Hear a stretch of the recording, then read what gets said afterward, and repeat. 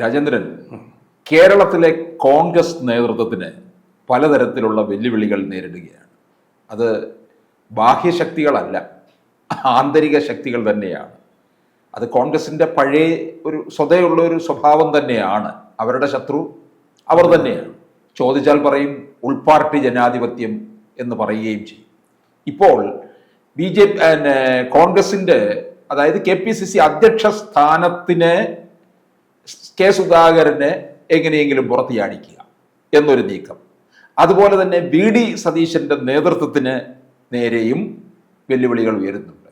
അത് പുതിയൊരു ഗ്രൂപ്പിലേക്ക് വരികയാണോ ചാണ്ടി ഉമ്മന്റെ നേതൃത്വത്തിൽ?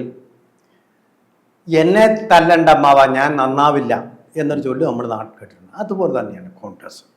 ഇപ്പോൾ കേരളത്തിൽ കോൺഗ്രസിന് ഏറ്റവും അനുകൂലമായിട്ടുള്ള സാഹചര്യം പിണറായിയോടുള്ള വിരോധം, ഭരണവിരുദ്ധ വികാരം എല്ലാം അലതല്ലുന്ന ഈ തെരഞ്ഞെടുപ്പുകളുടെ ഫലങ്ങളിൽ കൂടി നമ്മൾ കണ്ടുകൊണ്ടിരിക്കുകയാണ്. ജനങ്ങൾക്ക് പൊതുവേ ഒരുപാട് അഴിമതി കേസുകളിൽ ഒരു പുകമറയിലെങ്കിലുമാണ് നമ്മൾ കുറ്റം ആരോപിക്കുന്നത്. PP ദ്വയുടെ പ്രശ്നം, അതുപോലെ തന്നെ വയനാട്ടിലെ പാക്കേജ് നടപ്പാവാത്തത് ഒരു ഗവൺമെൻറ്റിൻ്റെ കഴിവുകേടാണ്. കേന്ദ്രത്തിനോട് ചുമ്മാ തർക്കിച്ചിട്ട് കാര്യമില്ല, ഇരവാദം പറഞ്ഞിട്ട് കാര്യമില്ല. അതുപോലെ തന്നെ അവർക്ക് വേണ്ടി ഒരു ടൗൺഷിപ്പ് അതെവിടെ എത്തി.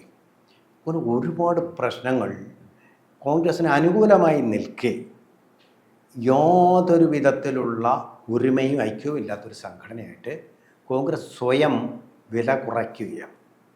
എപ്പോഴും ഇത് സംഭവിക്കാറുണ്ട്. നല്ല കാലം വരുമ്പോൾ കടിപിടി. ഇപ്പോൾ സാധാരണഗതിയിൽ പാലക്കാട് തെരഞ്ഞെടുപ്പിൽ അവർ തോറ്റിരുന്നുവെങ്കിൽ, വയനാട് തെരഞ്ഞെടുപ്പിൽ വോട്ട് കുറഞ്ഞിരുന്നുവെങ്കിൽ, ചേലക്കര തെരഞ്ഞെടുപ്പിലും വോട്ട് കുറഞ്ഞിരുന്നുവെങ്കിൽ ഒരു കലാപം ഉണ്ടാവുക സ്വാഭാവികമാണ്, ഏത് പാർട്ടിയിലും ഉണ്ടാവും. ഇതിൻ്റെ രസമെന്തെന്ന് വെച്ചാൽ മഹാരാഷ്ട്ര തെരഞ്ഞെടുപ്പിൽ പൊട്ടിപ്പാളീസായ രാഹുൽ ഗാന്ധിക്കെതിരെ ഒരു കലാപവും ഇല്ല. അതിന് ചുങ്കം അത് ജയിപ്പിക്കാൻ വേണ്ടി പോയി ഞാനിപ്പോൾ ജയിപ്പിച്ചു കളയെന്ന് പറഞ്ഞാൽ രമേശ് ചെന്നിത്തലയ്ക്കലെ എതിരെയും ഒരു കലാപവും ഇല്ല. അത് ജയിച്ചതിൽ ഉഷാറായിട്ട് എന്ന VD സതീശൻ, നീല ട്രോളി തന്നെ അതിൻ്റെ പ്രധാന കാരണം. നീല ട്രോളി പൊളിച്ചു കൊടുത്ത അതിസമർത്ഥനായ ചാണക്യനായ VD സതീശൻ. എൻ്റെ പിന്നെ പല ആന്തര രഹസ്യങ്ങളും ഉണ്ട്.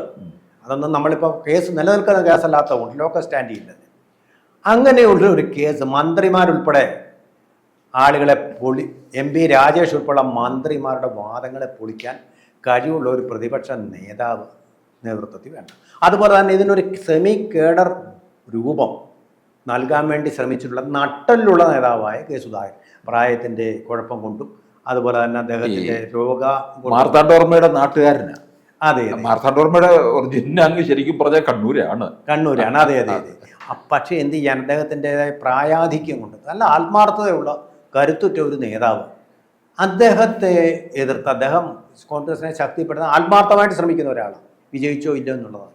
ഇവരെ അപ്പോൾ ഒരു വിജയം വരുമ്പോൾ തുല്യമായിട്ട് തന്നെ അതിന് കടിഞ്ഞാൺ പിടിച്ച VD സതീശനും അതുപോലെ തന്നെ ആ സംസ്ഥാന കോൺഗ്രസ് പ്രസിഡന്റിനും അതിൻ്റെ ക്രെഡിറ്റ് അവകാശപ്പെടേണ്ടതാണ്.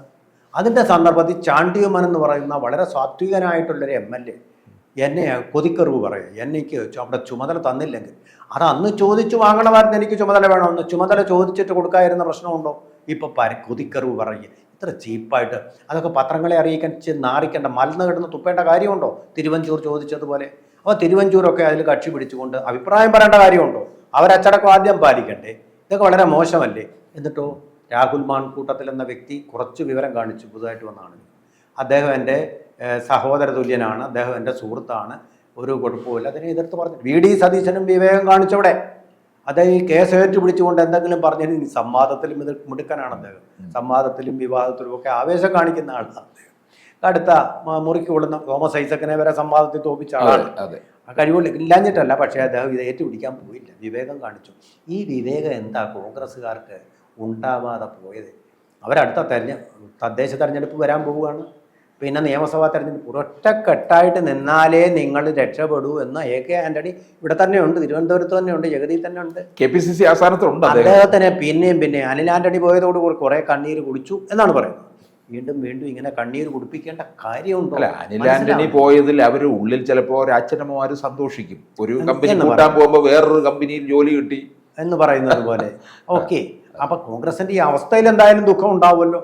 രാഹുൽ മോനാണെങ്കിലോ തോറ്റു തൊപ്പിയിട്ടിട്ട് സോറോസിനെയും കൂട്ടുപിടിച്ചുകൊണ്ട് ഇപ്പോൾ പാർലമെന്റ് സ്തംഭിപ്പിക്കുക. ആന്റണി എന്ന് പറയുന്ന ഒരു ദേശീയ നേതാവാണ്. അദ്ദേഹത്തിന് തീർച്ചയായിട്ടും സങ്കടം വരും. എങ്ങോട്ടാണ് ഈ കോൺഗ്രസ് പോകുന്നത്? വിഡ്ഢികളുടെ സ്വർഗത്തിലേക്കാണ് കോൺഗ്രസ് പോയിക്കൊണ്ടിരിക്കുന്നത്. ഇതിപ്പോൾ ഇതിൻ്റെ പ്രധാന പ്രശ്നമെന്ന് പറഞ്ഞാൽ ഈ ഇപ്പോൾ ഒഴിഞ്ഞു കിടക്കുന്ന ഒരു കസേരയുണ്ട്. ഇപ്പം അധികാരത്തിൽ വരുമെന്നുള്ളത് ഏതാണ്ട് ഉറപ്പായി അവർക്ക്. അപ്പം മുഖ്യമന്ത്രി കസേരയിൽ ആരാണ് മുമ്പേ കയറി പിടിക്കുക? ഇപ്പോൾ VD സതീശനുണ്ട്, KC വേണുഗോപാലുണ്ട്, രമേശ് ചെന്നിത്തലയുണ്ട്. ഇവരെല്ലാം ശശി തരൂരും ഉണ്ട്, ഡോക്ടർ ശശി തരൂർ, മുരളീധരൻ. കെ മുരളീധരൻ മോശമാണോ? ഇവരെല്ലാം കാമുകന്മാരാണ്. ഒന്ന് പിന്നെ കെട്ടാൻ മോഹിക്കാത്തവരാരാ എന്ന് പറയുന്നത് ഒരു ബീവി ഉണ്ടല്ലോ, അറക്കൽ ബീവി ഒന്ന് കെട്ടാൻ മോഹിക്കാത്തവരാരാ എന്ന് പറയുന്ന പോലെ മോഹവുമായിട്ട് നടക്കുക. അപ്പോൾ അവിടെ ഇപ്പം സാധ്യതയുള്ള ആൾക്കാരുടെ സ്ഥാനം ഒന്ന് ചലിപ്പിക്കണം. അവരെക്കുറിച്ചുള്ളൊരു മതിപ്പ് കുറയ്ക്കണം. മാർക്കറ്റിൽ അവരുടെ വാല്യൂ ഒന്ന് കുറയ്ക്കണം. സോറോസ് ചെയ്യുന്ന പോലെ അദാനിയുടെ മാർക്കറ്റിൽ നിന്ന് കുറയ്ക്കണം. അതായിരുന്നു അയാളുടെ ലക്ഷ്യം ഓരി കമ്പോളത്തിൽ. പക്ഷെ പൊട്ടി പാളീസായി സോറോസ് തന്നെ ആ ദൗത്യത്തിൽ എന്ന് പറയുന്ന പോലെ. ഇപ്പോൾ കെ സുധാകരൻ്റെയും അതുപോലെ VD സതീശൻ്റെയും അവരാണിപ്പോൾ ഇതിൻ്റെ ഖ്യാതി അർഹിക്കുന്ന ആൾക്കാർ. അവരെയൊന്നും ഇകഴ്ത്തി കെട്ടിക്കൊണ്ട് അവരുടെ മാർക്കറ്റ് വാല്യൂ ഒന്ന് കുറയ്ക്കണം. എന്നാൽ രാഹുൽ ഗാന്ധിയെക്കുറിച്ച് ഒരു അക്ഷരം പറയുന്നുണ്ടോ ഇവർ? രാഹുൽ ഗാന്ധി മഹാരാഷ്ട്രയിൽ പൊട്ടി പാളീസായി. കൂടെയുള്ള കക്ഷികൾക്കും കൂടെ NCP എന്ന് പറയുന്ന കക്ഷിയുടെ ഇന്നത്തെ അധോഗതിക്ക് കാരണക്കാരനാവുക രാഹുൽ ഗാന്ധിയാണ്. അതുപോലെ തന്നെ അവിടെ ഒരു ഉദ്ധവ് താക്കറെ ഉണ്ടല്ലോ, താക്കറയുടെ മകൻ ആകാശ് താക്കറയെ മുഖ്യമന്ത്രിയാക്കാൻ ആഗ്രഹിച്ചിരുന്ന അദ്ദേഹത്തിന്റെ രാഷ്ട്രീയ ഭാവി തന്നെ നശിപ്പിച്ചു കളഞ്ഞ ഈ രാഹുൽ ഗാന്ധി തൻ്റെ പാർട്ടിയുടെ മാത്രമല്ല തന്നോട് കൂട്ടുചേർന്ന കക്ഷികളുടെയും നില അതിൻ്റെ രാഹുകാലം തുടങ്ങി വെച്ചു രാഹുൽ ഗാന്ധി. അതുകൊണ്ടാണ് മമതാ ബാനർജി ഇപ്പോൾ തീർച്ചയായിട്ടും വളരെ ശക്തമായിട്ട് ഞാൻ അടിയൻ ലച്ചിപ്പോ എന്ന് പറഞ്ഞിട്ട് രംഗത്ത് വന്നിരിക്കുന്നത്. മനസ്സിലായോ? ആ സാഹചര്യം സൃഷ്ടിച്ചതാരാ? രാഹുൽ ഗാന്ധി വൻ വിജയം കോൺഗ്രസിന് നേടിക്കൊടുത്തിരുന്നെങ്കിൽ ഇങ്ങനെ പറയുമോ? അപ്പോൾ ആ പരാജയം കോൺഗ്രസ്സുകാർക്ക് പ്രശ്നമല്ല. പക്ഷേ ഇവിടുത്തെ സ്ഥിതി ഒന്നുകൂടെ വഷളാകുകയായിരിക്കും. ഡീമോറലൈസ് ചെയ്തിട്ടുണ്ട്. രാഹുൽ ഗാന്ധിയെ എതിർത്ത് പറയാൻ ആർക്കും ധൈര്യമില്ല, ചങ്കൂറ്റമില്ല. അപ്പോൾ അത് ഡീമോറലൈസ്ഡ് ആയിട്ട് ഉണ്ട് ഇവരെ കോൺഗ്രസിൻ്റെ ഈ സ്ഥിതിയിൽ. ആ ഡീമോറലൈസേഷനിൽ നിന്നുമാണ് അവരുടെ വീര്യം ചോർന്നു പോയി. ഇന്ത്യയിലെ രക്ഷയിൽ ഇനിയിപ്പോൾ കേരളം അവിടെങ്ങും മന്ത്രിയാവാൻ പറ്റില്ല എല്ലാവർക്കും. കേന്ദ്രത്തിൽ അടുത്ത കാലത്തങ്ങ് ഒരുത്തനും മന്ത്രിയാവാൻ പറ്റത്തില്ല, MP ആവാനും പറ്റാത്ത അവസ്ഥയിലേക്ക് ആകുന്ന കാര്യങ്ങൾ. പ്രിയങ്ക ഗാന്ധിക്ക് മാത്രം ഉറപ്പാണ് ആ സീറ്റ്. അതിന് വേറെ കാരണങ്ങളുണ്ട്, അത് പോട്ടെ. അപ്പോൾ മന്ത്രി പദം ഇവിടെ ചാൻസ് ഉണ്ട്, വേക്കൻസി ഉണ്ട്. വേക്കൻസി ആയിട്ട് പിണറായി വിജയൻ ഉറപ്പിച്ചു കൊടുത്തിട്ടുണ്ട്. അപ്പോൾ പിന്നെ CPMൻ്റെ MV ഗോവിന്ദനും കൂടെ ഉറപ്പിച്ചു കൊടുത്തിട്ടുണ്ട് അദ്ദേഹത്തിൻ്റെ ഓരോ നിലപാടുകൾ കാരണം. അപ്പം പിന്നെ ഇവിടത്തേക്ക് നമുക്കൊന്ന് ബുക്ക് ചെയ്തിട്ടേക്കാം ഒരു പിടി. അപ്പോൾ അവരെ ഒന്ന് മാറ്റിക്കഴിഞ്ഞാലല്ലേ ഉള്ളൂ ഇപ്പോൾ ഞാൻ ഒരു പേഴ്സണൽ ഉദാഹരണം പറയാം.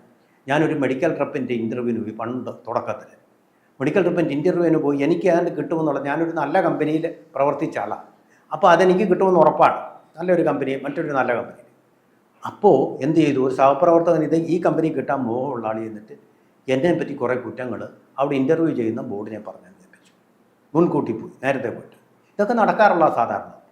അപ്പോൾ അവർ പിന്നെ എന്നെ ഇൻ്റർവ്യൂ ചെയ്യുന്നതിൻ്റെ ചോദ്യങ്ങളൊക്കെ കുറച്ചു. ഏത് ചോദ്യം ചോദിച്ചാലും നമുക്ക് ഉത്തരം പറയാനുള്ള കരുത്തോടു കൂടി നമ്മൾ പോകുന്നു. ആ ചോദ്യങ്ങളൊക്കെ അങ്ങ് കുറച്ചിട്ട് ഇയാൾ പറഞ്ഞത് അങ്ങ് വിശ്വസിച്ചുകൊണ്ട് അവർ പിന്നെ വേറെ ആർക്കും, ഞങ്ങൾക്ക് രണ്ടുപേർക്കും കിട്ടിയില്ല, വേറെ മൂന്നാമനത് കൊണ്ടുപോയി എന്ന് പറയുന്ന പോലെ അത്തരത്തിലുള്ള തൊഴുത്തിൽ കുത്താണ് ഇപ്പോൾ കണ്ടുകൊണ്ടിരിക്കുന്നത്. ഡീവാല്യൂ ചെയ്യാൻ വേണ്ടി ഡോളറിന് രൂപയുടെ മൂല്യം കുറഞ്ഞതുപോലെ സതീശൻ്റെയും സുധാകരൻ്റെയും മൂല്യം കുറയ്ക്കാൻ തൽപര കക്ഷികൾ രണ്ട് ചേരികളായിട്ട് ചേർന്നുകൊണ്ട് നടത്തുന്ന ഒരു നാണംകെട്ട കോൺഗ്രസിലൊരു പുതിയ ഗ്രൂപ്പ് കൂടാണ്. പുതിയൊരു ഗ്രൂപ്പ് ഇപ്പോൾ വന്നിട്ടുണ്ടെന്ന് തോന്നുന്നു. പുതിയൊരു ഗ്രൂപ്പിൻ്റെ ഇങ്ങനെയാണല്ലോ ഗ്രൂപ്പുകൾ ഉണ്ടായിക്കൊണ്ടിരിക്കുന്നത്. ആ സ്വന്തം താല്പര്യങ്ങൾ സംരക്ഷിക്കാൻ വേണ്ടിയുള്ള ഒരു മൂന്നാം ഗ്രൂപ്പ് അതെന്നും ഉണ്ട്. ഒരു മാറശൂല പോലെ, മാറാബാധ പോലെ അവരെ ഗ്രസിച്ചു കൊണ്ടിരിക്കുകയാണ്. അതിൽ നിന്ന് രക്ഷപ്പെടാൻ കോൺഗ്രസ്സിന് കഴിയാത്തിടത്തോളം കാലം ആ ഗ്രൂപ്പ് ഞങ്ങളുടെ ഉൾപാർട്ടി ജനാധിപത്യം, ഇതെന്ത് ഉൾപാർട്ടി ജനാധിപത്യം? ഇത് സഹിക്കാൻ പറ്റാത്ത ജനാധിപത്യമാണ്. ഇത് പാർലമെൻ്ററി വ്യാമോഹത്തിൻ്റെ കളികളാണ് നമ്മൾ പച്ചയായിട്ട്. കൂടുതൽ വാർത്തകളും വിശേഷങ്ങളും നിങ്ങളിലേക്ക് എത്താൻ ABC മലയാളം സബ്സ്ക്രൈബ് ചെയ്യുക, ബെൽ ബട്ടണും അമർത്തുക.